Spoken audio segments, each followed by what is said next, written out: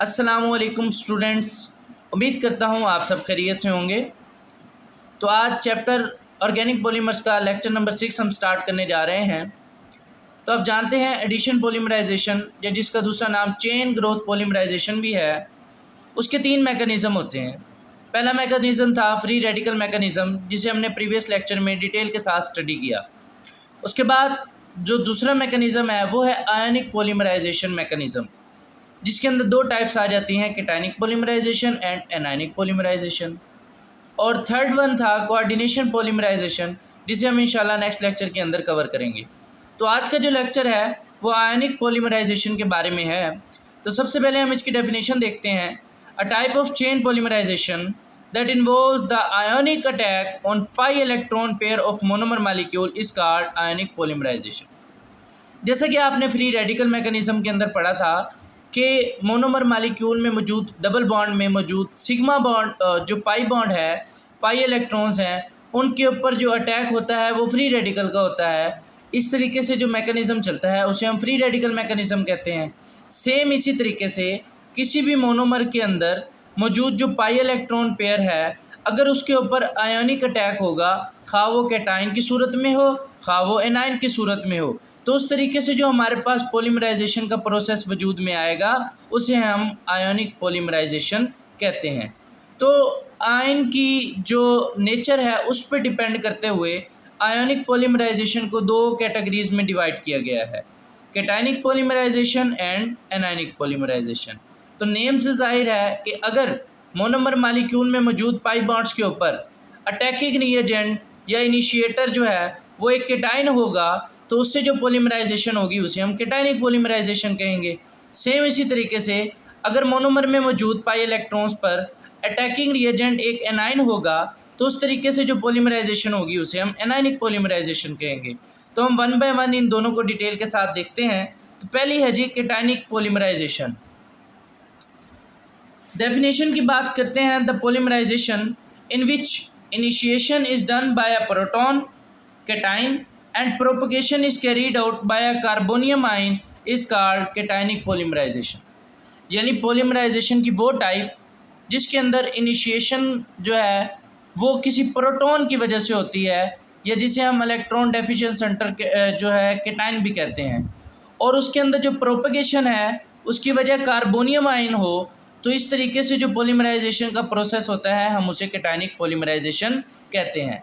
तो इन दोनों बातों को समझने के लिए कि इनिशिएशन प्रोटॉन से किस तरीके से होती है और प्रोपगेशन कार्बोनियम आयन से किस तरीके से होती है, अगर ये 2 बातें आपको समझ आ जाती हैं तो समझिए आपको कैटायनिक पॉलीमराइजेशन का मैकेनिज़्म समझ आ जाता है। तो हम नेक्स्ट इसकी डिटेल में जाते हैं। इनिशिएटर्स जो कैटायनिक पॉलीमराइजेशन के लिए मोस्टली इस्तेमाल किए जाते हैं वो स्ट्रॉन्ग एसिड्स होते हैं, जिनके अंदर लीविस एसिड्स आ जाते हैं। लीविस एसिड आप जानते हैं it is a species which has the ability to accept the electron pair। यानी लीविस एसिड वो कंपाउंड्स होते हैं जिनके अंदर इलेक्ट्रॉन पेयर को एक्सेप्ट करने की एबिलिटी होती है। मिसाल के तौर पर बोरोन ट्राइफ्लोराइड की आप एग्जांपल ले लें। आप जानते हैं बोरोन का एटॉमिक नंबर होता है 5। इसके वैलेंस शेल के अंदर होते हैं 3 इलेक्ट्रॉन, और 3 फ्लोरीन मॉलिक्यूल्स के साथ सिंगल कोवलेंट बॉन्ड बनाने के बाद भी इसके वैलेंस शेल में हो जाते हैं टोटल इलेक्ट्रॉन 6। यानी अभी भी इसका ऑक्टेट मुकम्मल नहीं हुआ। इसको अपना ऑक्टेट मुकम्मल करने के लिए 2 इलेक्ट्रॉन्स और चाहिए। यानी BF3 एक लीविस एसिड है, ये एक इलेक्ट्रॉन डेफिशिएंट मॉलिक्यूल है और ये इलेक्ट्रॉन पेयर को एक्सेप्ट करने की एबिलिटी रखता है। इसलिए ये कैटायनिक पॉलीमराइजेशन में एक इनिशिएटर के तौर पे काम आ सकता है। सिमिलर केस है AlCl3 का। एल्युमिनियम जो है इसके भी वैलेंस शेल के अंदर 3 इलेक्ट्रॉन्स होते हैं। 3 क्लोरीन एटम के साथ सिंगल कोवलेंट बॉन्ड बनाने के बाद इसके वैलेंस शेल में टोटल इलेक्ट्रॉन हो जाते हैं 6, लेकिन अभी भी इसको अपना ऑक्टेट मुकम्मल करने के लिए 2 इलेक्ट्रॉन्स की ज़रूरत होती है, जिसकी वजह से ये भी लीविस एसिड के तौर पे काम करता है और एक इलेक्ट्रॉन पेयर को एक्सेप्ट करने की एबिलिटी रखता है। Same is the case with SnCl2 and TiCl4। तो ये जो तमाम मालिक्यूल्स हैं या कंपाउंड्स हैं ये लीविस एसिड के तौर पे काम करते हैं और इन्हें हम कैटायनिक पॉलीमराइजेशन में इनिशिएटर के तौर पे लेते हैं। यानी ये कैटाइन को जनरेट करेंगे और वो कैटाइन आगे जो है मोनोमर मॉलिक्यूल के ऊपर अटैक करेगा। आगे हम फर्दर उस मैकेनिज़्म को स्टडी करते हैं। मोनोमर्स जो ज़्यादातर केटायनिक पॉलीमराइजेशन में इस्तेमाल होते हैं उनमें isobutylene, styrene, methyl styrene and many vinyl ethers आ जाते हैं। तो सबसे पहला स्टेप इसमें भी फ्री रेडिकल मैकेनिज़्म की तरह इनिशिएशन है कि किस तरह हमारे पास एक केटाइन जनरेट होगा एक इनिशिएटर से, और फिर वो केटाइन जो है किस तरीके से एक नए फ्रेश मोनोमर मालिक्यूल के ऊपर अटैक करेगा और कार्बोनियम आयन बनाएगा। तो कहता है जी strong Lewis acid such as BF3 known as catalyst in ionic polymerization, यानी जो BF3 है इसे हम आयोनिक पॉलीमराइजेशन में कैटलिस्ट का नाम भी देते हैं। In the presence of water और मेथनॉल को कैटलिस्ट, यानी ये जो BF3 है ये वाटर या मेथनॉल जिन्हें हम को कैटलिस्ट का नाम भी देते हैं, इसकी मौजूदगी में हाइड्रेट्स बनाता है दैट एग्जिस्ट एज आइन पेयर, यानी अडक्ट के तौर पे वो एग्जिस्ट करता है। मिसाल के तौर पे हमारे पास ये एक BF3 मालिक्यूल है और हमारे पास वाटर मालिक्यूल है, तो इस बॉन्ड की यहाँ से हेट्रोलिटिक क्लीवेज होती है और ये जो OH- आयन निकलता है, एक तो इसके पास इलेक्ट्रॉन पेयर भी है, ऑक्सीजन के ऊपर लोन पेयर मौजूद है, और दूसरा ये जो इलेक्ट्रॉन पेयर अभी इस हेट्रोलिटिक क्लीवेज की वजह से आएगा तो ये आपस में मिलके एक इस तरीके से प्रोटॉन जनरेट करते हैं और साथ हमारे पास एक जो है एनाइन होता है, यानी एक एनाइन और केटाइन का हमारे पास एक अडक्ट बनता है, यानी आइन पेयर बनता है। तो इस तरीके से बोरोन ट्राइफ्लोराइड जो है वो वाटर की मौजूदगी में या मेथनॉल की मौजूदगी में हमारे पास एक अडक्ट बनाएगा जिसके अंदर हमारे पास एक एनाइन है और एक केटाइन यानी प्रोटॉन जनरेट हो चुका है। यही proton next fresh monomer molecule के ऊपर अटैक करके इनिशिएशन का प्रोसेस का आगाज़ करवाएगा। तो इसको मैं इस तरीके से भी लिख सकता हूँ F3BOH, इसके ऊपर -4, साथ हमारे पास एक प्रोटॉन है। यहाँ पर जो प्रोटॉन है it is the initiating cationic species, यानी ये वही कैटाइन है जो कैटाइनिक पॉलीमराइजेशन में जो हमने डेफिनेशन में पढ़ा था कि वो प्रोटॉन जो इनिशिएशन में इन्वॉल्व होता है, तो ये वो प्रोटॉन है। उसके साथ हमारे पास ये जो दूसरा एनाइन है इसे हम काउंटर आइन का नाम देते हैं। तो नेक्स्ट हम इनिशिएशन के प्रोसेस की तरफ चलते हैं कि this H+ cation attacks on the pi electron of the monomer molecule and pull those electrons towards itself and shift the positive ion farther end of the monomer molecule producing a carbonium ion. तो इस बात को समझते हैं कि ये जो हमारे पास केटाइन जनरेट हुआ है, ये केटाइन जो है प्रोटॉन इस मोनोमर के जो पाई इलेक्ट्रॉन्स हैं उनके ऊपर अटैक करता है और उनको अपनी तरफ पुल करना या खींचना स्टार्ट कर देता है। तो जैसे ही ये इन इलेक्ट्रॉन्स को अपनी तरफ पुल करेगा, यानी ये इलेक्ट्रॉन पेयर इसके पास शिफ्ट होगा और हाइड्रोजन यानी ये जो हमारे पास प्रोटॉन है, प्रोटॉन और इस कार्बन के दरमियान एक नया सिग्मा बॉन्ड बन जाएगा और ये जो पॉजिटिव चार्ज था ये अब इस कार्बन के ऊपर शिफ्ट हो जाएगा। उसके साथ साथ हमारा ये जो काउंटर आइन है वो इसके साथ मौजूद होगा। तो हुआ क्या कि वो जो प्रोटॉन था उसने मोनोमर मालिक्यूल में मौजूद पाई इलेक्ट्रॉन्स के ऊपर अटैक किया और उनको अपनी तरफ खींचा। खींचने की वजह से उसने इन इलेक्ट्रॉन्स के साथ कार्बन के साथ जो है एक सिग्मा बॉन्ड बनाया और ये जो पॉजिटिव चार्ज था वो इस कार्बन के ऊपर शिफ्ट हो गया। A sigma bond is formed between the proton and monomer molecule and the polymer chain growth is initiated. अब आप ये देख सकते हैं कि जो पॉजिटिव चार्ज केटाइन के ऊपर मौजूद था अब वो मोनोमर मालिक्यूल के ऊपर शिफ्ट हो चुका है। तो आप इनिशिएशन की डेफिनेशन ये भी ले सकते हैं, the shifting of positive charge from cation to the fresh monomer molecule is called initiation. यानी अब ये पॉजिटिव चार्ज इस कार्बन के ऊपर शिफ्ट हो चुका है जो मोनोमर का हिस्सा है और अब चेन की ग्रोथ जो है वो स्टार्ट हो चुकी है, यानी अब हम इसे कह सकते हैं कि this growing chain is initiated. Next process जो है वो है प्रोपगेशन का। In the propagation process new monomer units are added to the growing chain simultaneously by the transfer of charge to the new monomer sub unit. अब यही होगा कि ये जो पॉजिटिव चार्ज हमारे पास मौजूद था, ये पॉजिटिव चार्ज यानी ये CH2 और ये जो प्रोटॉन ने हमारे पास एक नया बॉन्ड बनाया था इसके साथ, तो मैंने इसको CH3 लिख दिया, ठीक है। तो हमारे पास ये पॉजिटिव चार्ज और साथ काउंटर आयन मौजूद है। ये जो पॉजिटिव चार्ज जो अब मोनोमर के ऊपर शिफ्ट हो चुका है, ये नए मोनोमर मालिक्यूल के ऊपर अटैक करेगा, उसके पाई इलेक्ट्रॉन्स को अपनी तरफ खींचेगा और उसके साथ एक नया सिग्मा बॉन्ड बना लेगा। और ये जो पॉजिटिव चार्ज है अब इस मोनोमर के कार्बन के ऊपर शिफ्ट हो जाएगा और साथ काउंटर आयन मौजूद होगा। इसी तरीके से ये जो हमारे पास नई चेन बनी है, इसका पॉजिटिव चार्ज नए मोनोमर मालिक्यूल के ऊपर अटैक करेगा, उसके पाई इलेक्ट्रॉन्स को अपनी तरफ खींचेगा और उनके साथ एक नया जो है वो बॉन्ड सिग्मा बॉन्ड बना लेगा। और वो जो पॉजिटिव चार्ज है वो नेक्स्ट मोनोमर मालिक्यूल के कार्बन के ऊपर शिफ्ट हो जाएगा और काउंटर आयन उसके साथ साथ इसी तरीके से मूव करता रहेगा।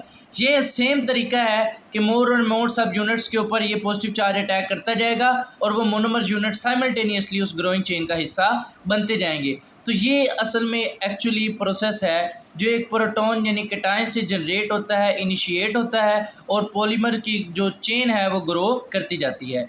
कैटायनिक पॉलीमराइजेशन के बारे में जो यहाँ पे प्रोपेगेशन में कुछ इंपॉर्टेंट बातें हैं कि as more and more sub units are added to the growing chain, the chain keeps on growing. तो जितने ज़्यादा आप मोनोमर मालिक्यूल्स ऐड करते जाओगे तो वो जो पॉजिटिव चार्ज होगा वो उसके ऊपर अटैक करेगा और उसके साथ सिग्मा बॉन्ड बनाकर उस मोनोमर को अपनी ग्रोइंग चेन के अंदर शामिल कर लेगा। कहता है जी इन डूइंग सो, इस सारे प्रोसेस के अंदर pi electrons of the monomer unit are pulled in a direction opposite to the growing chain. अब ये देख सकते हैं कि जो चेन है वो लेफ़्ट टू राइट ग्रो कर रही है, ठीक है, लेकिन जब भी कोई पॉजिटिव चार्ज ने मोनोमर मालिक्यूल के ऊपर अटैक करता है तो उसके इलेक्ट्रॉन्स जो हैं वो राइट टू लेफ़्ट पुल होते हैं या खींचे जाते हैं। तो वो यही बात करता है कि ये जो पाई इलेक्ट्रॉन्स हैं ये ग्रोइंग चेन की डायरेक्शन के अपोजिट सिम्त में जो है वो पुल किए जाते हैं। Pi electrons of the monomer unit are pulled in a direction opposite to the growing chain. Chain जो है वो लेफ़्ट टू राइट ग्रो कर रही है और इलेक्ट्रॉन्स राइट टू लेफ़्ट जो है वो पुल किए जाते हैं। उसके बाद C+ ion moves in the direction of growing chain. आपने ये देखा जैसे ही नया मोनोमर मालिक्यूल ऐड होगा तो ये पॉजिटिव चार्ज इसी चेन की ग्रोथ की डायरेक्शन के अंदर ही जो है वो ऐड होगा। और counter ion always moves with carbon ion like a watch dog. यानी आपने देखा कि जब पहले मोनोमर के ऊपर अटैक हुआ, फिर दूसरे के ऊपर अटैक हुआ, तीसरे के ऊपर अटैक हुआ, तो ये जो काउंटर आयन है ये C+ आयन के साथ साथ ग्रोइंग चेन की डायरेक्शन में मूव करता जाता है। They like a watch dog, यानी एक नज़र रखने वाला आप कह सकते हो सिपाही। उस तरीके से ये जो काउंटर आयन है ये उस कार्बन के साथ साथ जो है वो मूव करता रहता है। नेक्स्ट जो फाइनल स्टेप आ जाता है वो है टर्मिनेशन का। टर्मिनेशन आप जानते हैं it is the inhibition of further addition of monomer molecule to the growing chain. यानी ये ऐसा प्रोसेस है जिसके अंदर ग्रोइंग चेन जो है उसकी ग्रोथ को रोक दिया जाता है, इनहिबिट कर दिया जाता है। तो टर्मिनेशन जो है कैटायनिक पॉलीमराइजेशन में वो दो तरीके से होती है। पहले जी donation of a proton to counter ion, it is the reverse initiation step and result in the formation of double bond at the end of growing chain. तो इसमें आपने ये करना है कि आपके पास ये ग्रोइंग चेन है, उसके पास कार्बन के ऊपर पॉजिटिव चार्ज कार्बोनियम आयन मौजूद है, साथ हमारे पास काउंटर आयन मौजूद है। आपने ये करना होता है कि अगर आप यहाँ पे CH2 है, एक प्रोटॉन को मैं यहाँ पे इलादा लिख लेता हूँ, ठीक है, हाइड्रोजन को मैंने इलादा लिख लिया। तो अगर मैं यहाँ से एक प्रोटॉन जो है हेटेरोलिटिक क्लीवेज करवा के इस प्रोटॉन को काउंटर आयन को शिफ्ट कर दूं तो हमारे पास ये जो बॉन्ड है ये कार्बन कार्बन डबल बॉन्ड के अंदर शिफ्ट हो जाएगा। तो इसी तरीके से ये चेन जो है इसके ऊपर अब कोई भी कैटायनिक या एक्टिव साइट मौजूद नहीं रही जिसके ज़रिए वो नेक्स्ट मोनोमर मालिक्यूल को अपने अंदर ऐड कर सके। तो जब हम एक प्रोटॉन को काउंटर आयन को डोनेट कर देते हैं और हमारे पास ये कार्बन कार्बन जो सिंगल बॉन्ड था वो अब डबल बॉन्ड में कन्वर्ट हो जाता है, तो इस हमारे पास ये जो चेन है ये अब कोई भी फर्दर मोनोमर मालिक्यूल अपने अंदर ऐड नहीं कर सकती। और ये आप देख सकते हैं कि हमने इनिशिएशन स्टेप में यही जो है एक अडक्ट लिया था, आयन पेयर लिया था और इस प्रोटॉन को हमने इनिशिएशन के लिए इस्तेमाल किया था। तो हम इसको रिवर्स इनिशिएशन प्रोसेस भी कह सकते हैं कि इसमें जो हमारे पास एडक्ट या आयन पेयर है वो वापस रीजनरेट हो जाता है। The process of donation of proton and reformation of BF3 hydrate is called ion pair precipitation. तो ये जो प्रोसेस है जिसके अंदर आपने एक प्रोटॉन को काउंटर आयन को डोनेट किया और डोनेशन के बाद आपके पास वही जो BF3 हाइड्रेट आपने शुरू में इस्तेमाल किया था वो वापस रीजनरेट हो जाता है, तो इस प्रोसेस को आप क्या कहते हैं? Ion pair precipitation. दूसरा तरीका टर्मिनेशन का है वो है covalent bond formation. In this method a covalent bond is found between carbonium ion and counter ion. इसमें क्या होगा कि ये जो हमारे पास कार्बोनियम आयन है CHX के ऊपर पॉजिटिव चार्ज, तो ये इस काउंटर आयन के साथ एक जो है कोवलेंट बॉन्ड बना लेगा। हम जानते हैं हमारे पास ये जो काउंटर आयन है उसका स्ट्रक्चर कुछ इस तरीके से है, बोरोन और उसके साथ 3 फ्लोरीन मालिक्यूल्स अटैच हैं, 7 OH ग्रुप अटैच है। तो अगर इस OH ग्रुप को जो है वो यहाँ से मैं शिफ्ट करवा के इस CH के साथ कोवलेंट बॉन्ड में कन्वर्ट कर दूं, तो आप ये देख सकते हैं CH2 CHX CH2 CHX, उसके साथ जो पॉजिटिव चार्ज था उस कार्बन की चौथी वैलेंसी को सेटिस्फाई करने के लिए मैंने OH ग्रुप हाइड्रोक्सिल ग्रुप को यहाँ पर एक सिंगल कोवलेंट बॉन्ड के ज़रिए ऐड कर दिया और ये हमारे पास जो BF3 मालिक्यूल था वो वैसे का वैसे रिलीज़ हो जाएगा लीविस एसिड के तौर पर। तो आप ये देख सकते हैं कि जो टर्मिनेशन के दोनों प्रोसेस हैं, in both cases regeneration of initiator BF3 takes place. तो दोनों केसेस के अंदर बोरोन ट्राईफ्लोराइड जो हम इनिशिएटर के तौर पे लेते हैं वो वापस रीजनरेट हो जाता है। तो ये थी कैटायनिक पॉलीमराइजेशन, बहुत ही सिंपल सा प्रोसेस है। आपने इसमें क्या करना होता है, एक लीविस एसिड लेना है, उसको वाटर या एथेनॉल की मौजूदगी में ट्रीट करना है और एक आपने हाइड्रेट बनाना है, यानी आपने एक कैटायन जनरेट करना है।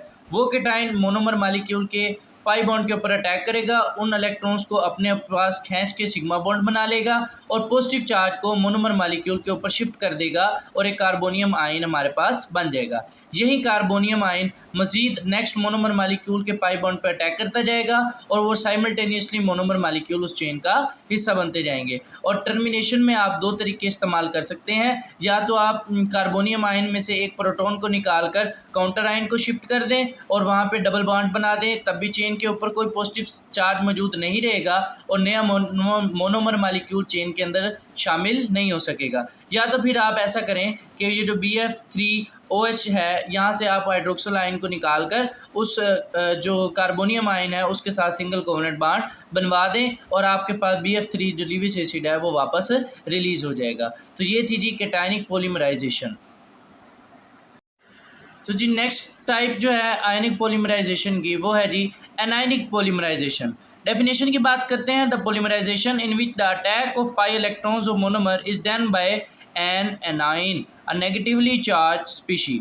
यानी ये पॉलीमराइजेशन की वो टाइप है जिसके अंदर मोनोमर मालिक्यूल के जो पाई इलेक्ट्रॉन्स हैं उन पर अटैकिंग स्पीशी एक एनाइन होगी, तो हमारे पास जो पॉलीमराइजेशन का प्रोसेस होगा उसे हम एनायनिक पॉलीमराइजेशन कहते हैं। Such a system has extra electron, यानी हम जानते हैं कि anion is a species which carry negative charge, और नेगेटिव चार्ज का मतलब ये है कि उसके ऊपर एक्स्ट्रा इलेक्ट्रॉन्स मौजूद होते हैं। तो मोस्ट इनिशिएटर्स जो एनायनिक पॉलीमराइजेशन में ज़्यादातर इस्तेमाल किए जाते हैं उनमें ऑर्गेनो अल्कली कंपाउंड जैसे कि alkyl and aryl derivatives of alkali metal, जिनकी एग्जांपल्स हैं common butyl lithium, triphenyl methyl potassium या ethyl sodium. Alkali metals, amides, oxide and hydroxide can also be used an initiator for an anionic polymerization. Simple example मेरे पास है ethyl sodium. आगे मैं आपको initiation के स्टेप में बताता हूँ कि किस तरीके से ये एक एनाइन जनरेट होता है और वो पॉलीमराइजेशन के प्रोसेस में इन्वॉल्व होता है। तो मोस्टली मोनोमर्स जो इस प्रोसेस में इस्तेमाल किए जाते हैं एनायनिक पॉलीमराइजेशन के लिए, उनमें butadiene, isoprene, styrene and acrylonitrile वो आ जाते हैं। तो हम स्टार्ट करते हैं प्रोसेस को। तो हमारे पास सबसे पहला जो स्टेप है वो होता है जी इनिशिएशन का। An anion attacks on the pi electron pair, push it apart to the end of the monomer unit. At the same time, it forms a sigma bond with the monomer molecule, resulting in the formation of carbonyl. Simple सी example है, मेरे पास एक initiator है ethyl sodium, ठीक है। अब हम जानते हैं कार्बन की इलेक्ट्रोनेगेटिविटी ज़्यादा है, सोडियम की कम है, या फिर सोडियम एक मेटल है जो इलेक्ट्रॉन देने का रुझान रखती है। तो ये बॉन्ड जो है कुछ इस तरीके से टूटता है हाइड्रोलिटिक क्लीवेज के ज़रिए और हमारे पास ये अल्काइल जो है एनाइन की फॉर्म में रिलीज़ होता है।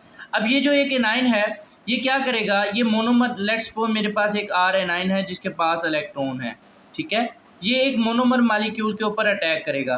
केटाइन में क्या हुआ था कि केटाइनिक पॉलीमराइजेशन में एक केटाइन था, उसने मोनोमर के ऊपर अटैक करके इलेक्ट्रॉन्स को अपनी तरफ खींचा था। इसमें उसका उलट होगा कि एक एनाइन है हमारे पास, वो एनाइन मोनोमर मालिक्यूल के पाई इलेक्ट्रॉन पे अटैक करेगा और उनको जो है पुश करेगा।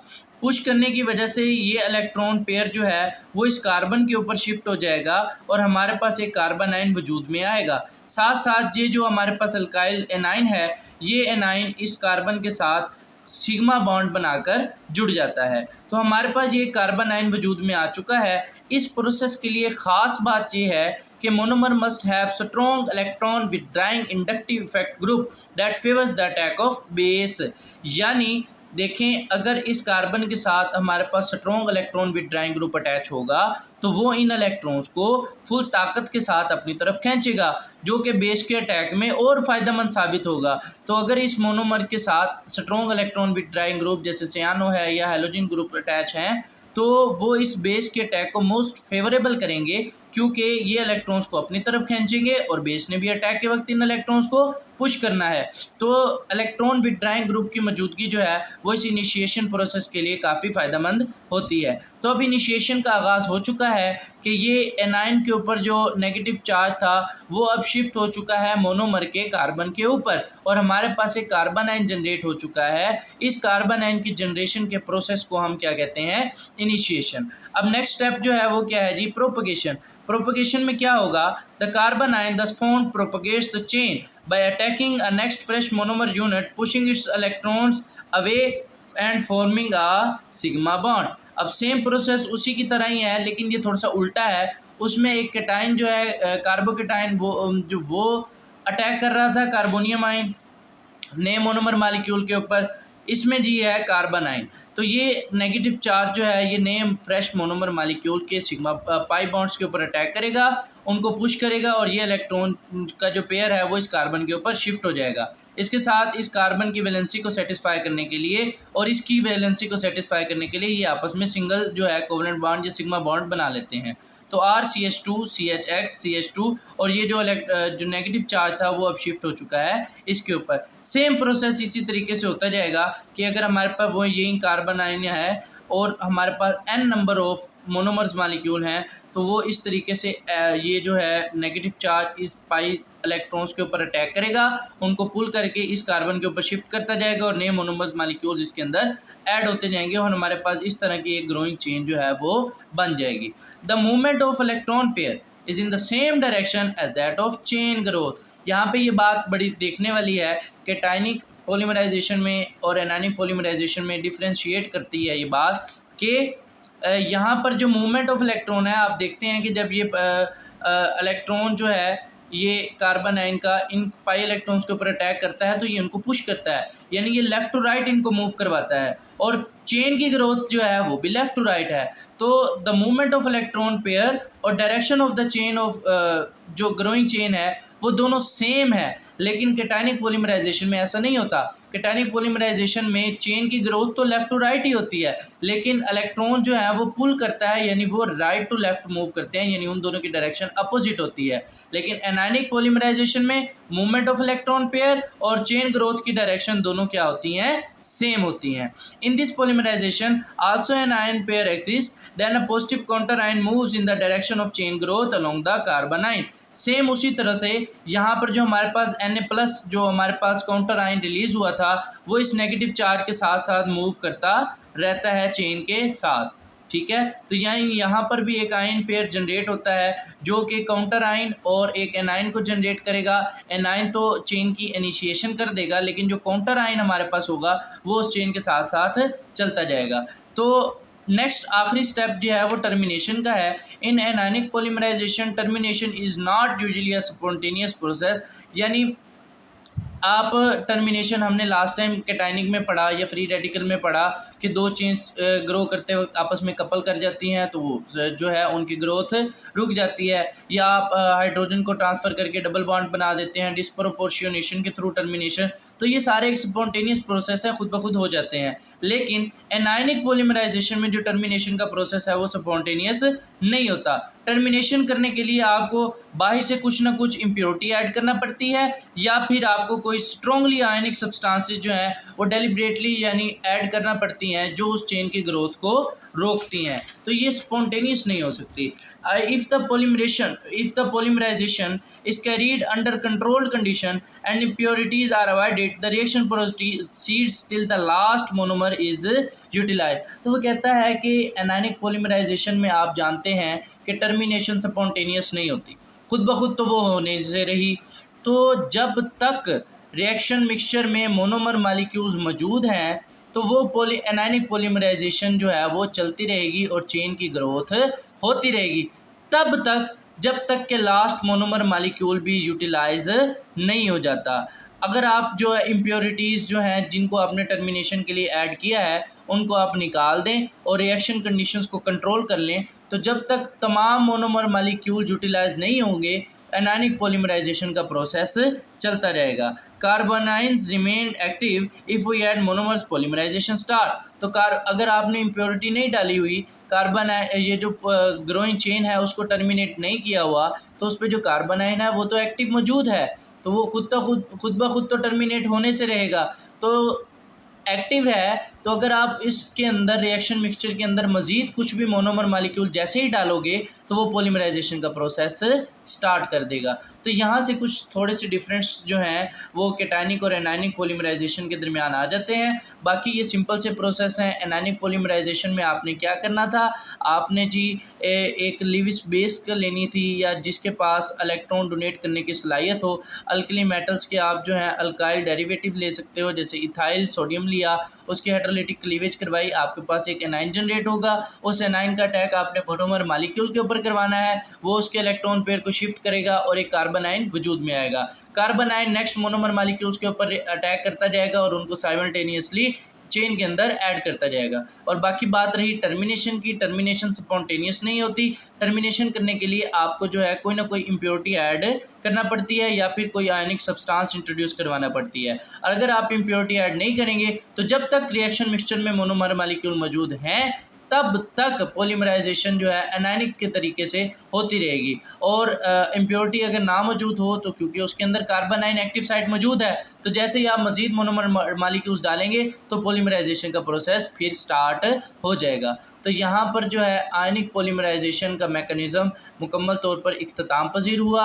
जो एडिशन पॉलीमराइजेशन के अब हमने दो मेथड्स जो हैं वो डिस्कस कर लिए हैं, एक फ्री रेडिकल मेकनिज़म एंड दूसरा है आयनिक पॉलीमराइजेशन मेकनिज़म। अब नेक्स्ट लेक्चर में इंशाल्लाह हम कोऑर्डिनेशन पॉलीमराइजेशन को डिटेल के साथ स्टडी करेंगे। तो इस लेक्चर में अगर आपको कोई बात समझ नहीं आई या कन्फ्यूजन है तो आप कमेंट सेक्शन में पूछ सकते हैं। वीडियो को लाइक कर दें, चैनल को सब्सक्राइब कर दें और बेल आइकन पर क्लिक करें ताकि नेक्स्ट अपलोड होने वाली वीडियो का नोटिफिकेशन आप तक पहुंच सके। जज़ाकल्लाह, अल्लाह पाक आप सबका हामी व नासिर हो।